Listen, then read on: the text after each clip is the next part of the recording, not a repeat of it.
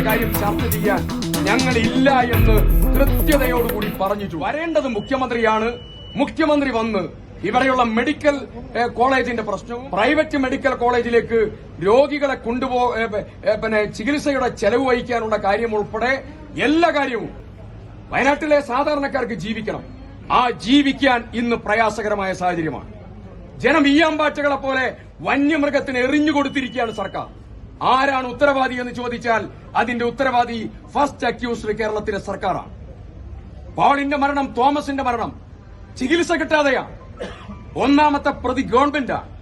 ആ ഗവൺമെന്റ് അതിന്റെ നാഥനായ മുഖ്യമന്ത്രി തന്നെ ഇവിടെ വരണം.